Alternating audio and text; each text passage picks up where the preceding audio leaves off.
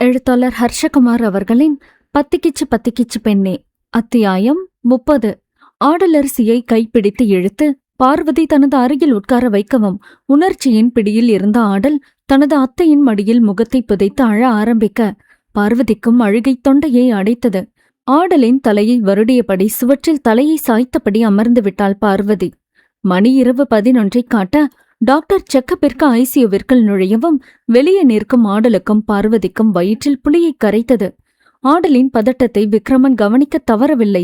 அவன் அங்கு ராஜேந்திரனை பார்த்ததை விட ஆடலை பார்த்து கவலைப்பட்டதுதான் அதிகம். எப்போதும் குறும்பு மின்னிக்கொண்டு இருக்கும் அவளது கண்கள் இன்று அழுது அழுது சிவந்து போய் கன்னங்கள் இரண்டும் வீங்கி போய் இருந்தது. அதை பார்த்த விக்ரமனுக்கு அவளை பிடித்து அணைத்து ஆறுதல் சொல்லி சமாதானப்படுத்த மனது பரபரக்க அதை அடக்கிக் கொண்டு நின்றிருந்தான். ஒரு கட்டத்தில், என்னடா இது விபரீத என்னமெல்லாம் தோணுது? இன்னும் 2 நல்ல கல்யாணம், அத ஞாபகத்துல வச்சுக்கொட விக்ரமா என அவனின் ஒரு பக்கம் மனது எச்சரிக்கை செய்ய அமைதியாகவே நின்றிருந்தான். விக்ரமனுக்கு ஆடல் தனது மாமன் மகள் என தெரிந்ததுமே ஒருவித உரிமை உணர்வு அவளின் மேல் உண்டானது. இரத்த சந்தம் என தெரிந்ததும் இயற்கையாக உண்டாகும் எண்ணமாக கூட இருந்திருக்கலாம் என நினைத்து கொண்டான்.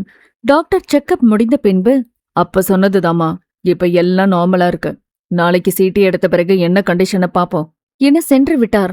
அதன் பின் ராஜுவை பார்க்க உள்ளே செல்லவும் ராஜேந்திரன் விக்ரமனையும் பார்வதியையும் வீட்டிற்கு செல்ல வற்புறுத்தவும் போகவே மாட்டேன் என அடம் பிடிக்க யசோதாவும் நானும் போகலங்க, உங்க கூடவே இருக்க என சொல்லவும் வேறு வழியின்றி விக்ரமனிடம், மருமோனே, நீங்க சக்தியையும் ஆடலையும் அழைச்சுக்கிட்டு நம்ம வீட்டுக்கு போங்க. சித்தி வீடு இங்க இருந்து ரொம்ப தூரம். இந்த நேரத்துல நீங்க அங்க போக வேணாம். வயசு பிள்ளைய வீட்டுக்கு தனியா அனுப்ப முடியாது. நீங்க போங்க. காலையில கல்யாண வேலை நிறைய இருக்கு.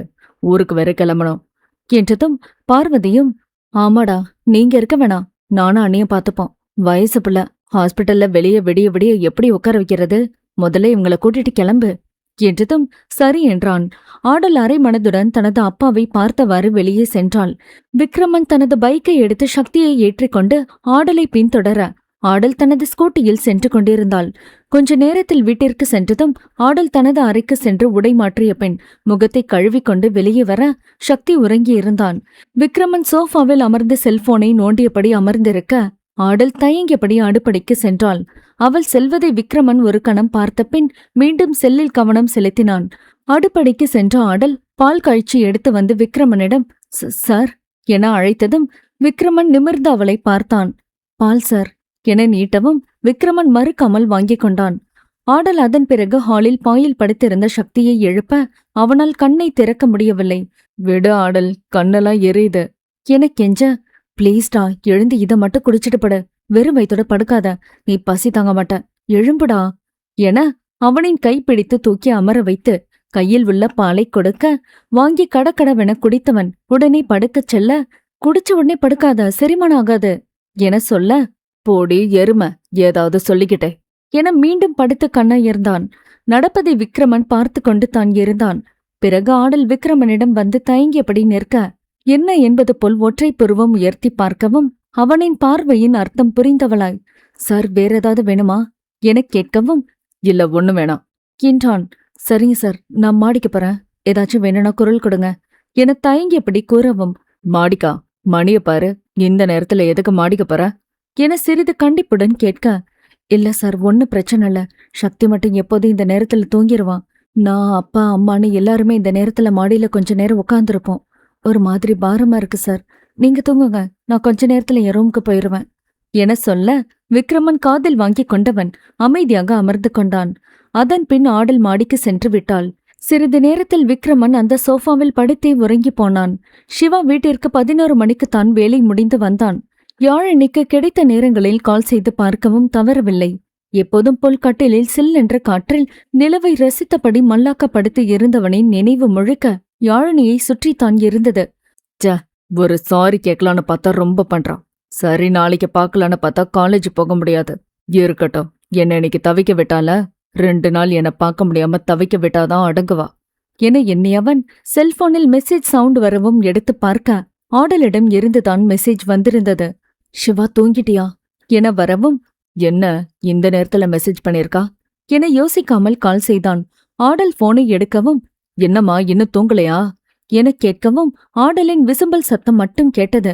ஆடல், அழறியா? எங்க இருக்க? எதுவும் பிரச்சனையா?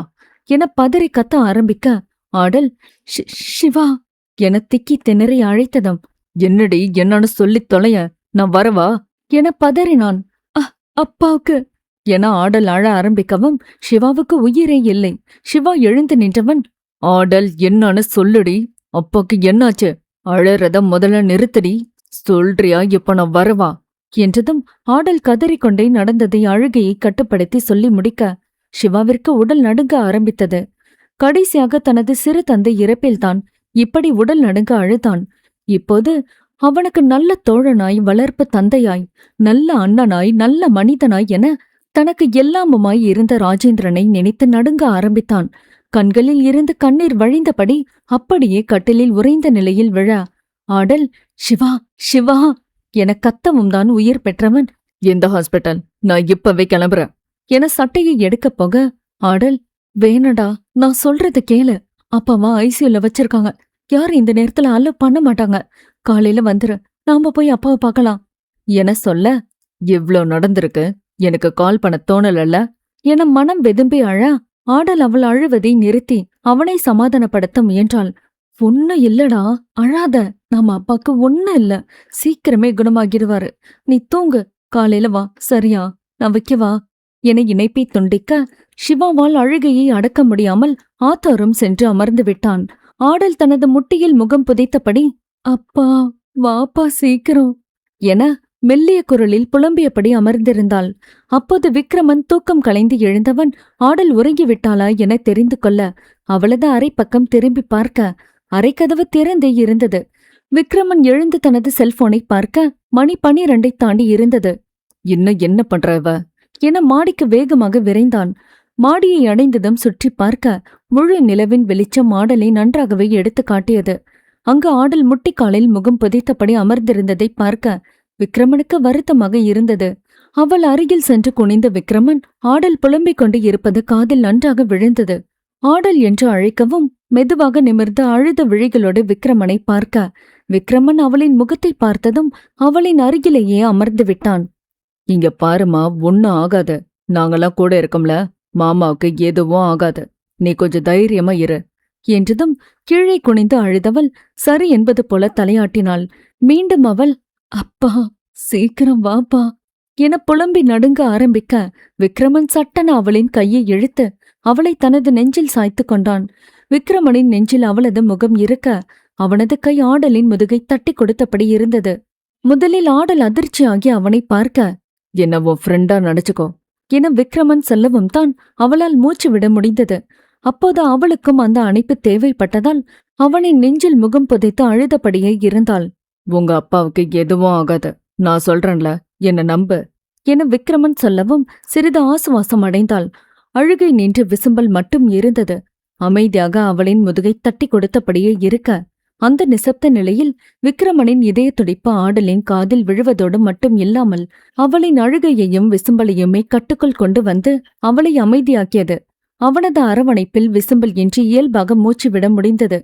சிறிது நேரம் கழித்து தன் நிலை உணர்ந்தவள் சட்டென எழுந்து சாரி சார், ஏதோ ஒரு எமோஷனலி இப்படி" என அவன் முகம் பார்க்க முடியாமல் பேச ஐயோ ஓகே என்று கேள்விக்கு "ஆமா சார், நான் ரூம்க்கு போறேன்" என்றவள் வேகமாக ஓடி சென்று தனது அறைக்குள் நுழைந்து கொண்டாள். விக்ரமன் தனது நெஞ்சை தொட்டு பார்க்க அவளது கண்ணீர் முழுவதும் அவனின் நெஞ்சு பகுதியை ஈரமாக்கி இருந்தது. அந்த கண்ணீர் ஷர்ட் வழியாக ஊடுருவி அவனது இதயத்தையும் நனைத்ததுவோ புதியதாக ஒரு உணர்வு அவனின் இதயத்தை ஆட்டி படைத்தது. தொடரும்.